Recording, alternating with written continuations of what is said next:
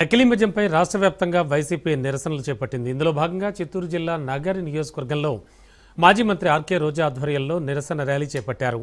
నారావారి సారా పాలన నశించాలంటూ నినాదాలు చేస్తూ రోజా నివాసం నుంచి నగర ఎక్సైజ్ కార్యాలయం వరకు నిరసన ర్యాలీ కొనసాగింది.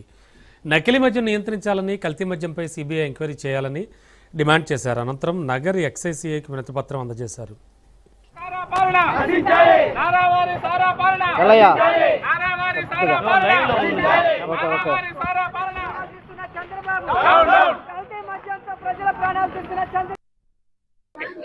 ఈరోజు రాష్ట్ర వ్యాప్తంగా కల్తీ మద్యం మీద చనిపోయిన ప్రజలకి అండగా, పసుపు కుంకుమలు పోగొట్టుకున్న అక్కా చెల్లెమ్మలకి అండగా ఈరోజు వైఎస్ఆర్ కాంగ్రెస్ పార్టీ ఈ నిరసన కార్యక్రమం చేస్తుంది.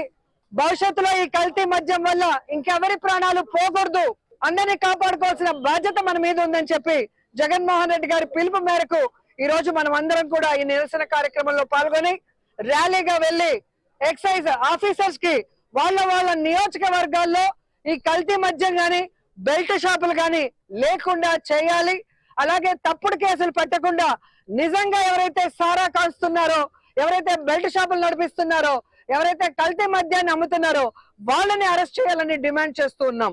ఎందుకు ఈ రోజు ఇంత గట్టిగా మనం ఫైట్ చేస్తున్నామంటే, మొన్ననే మొలకల చెరువులో ఇబ్రాహీంపట్నంలో దాదాపుగా 20,000 లీటర్లు కల్తీ మద్యం దొరకడం జరిగింది. ఇంత పెద్ద ఎత్తున ఫ్యాక్టరీలు పెట్టి ఇంత పెద్ద ఎత్తున కల్తీ మద్యం ఈరోజు రాష్ట్ర వ్యాప్తంగా అన్ని షాపులకు కూడా తెలుగుదేశం పార్టీ నాయకులు పంపిస్తున్నారంటే దీనికి ప్రభుత్వం అండ లేదా అని అడుగుతున్నా. చంద్రబాబు నాయుడు, లోకేష్ అండ లేకుండానే ఇంత పెద్ద మద్యం మాఫియా, లిక్కర్ స్కామ్ జరుగుతుందా అని ప్రశ్నిస్తున్నా.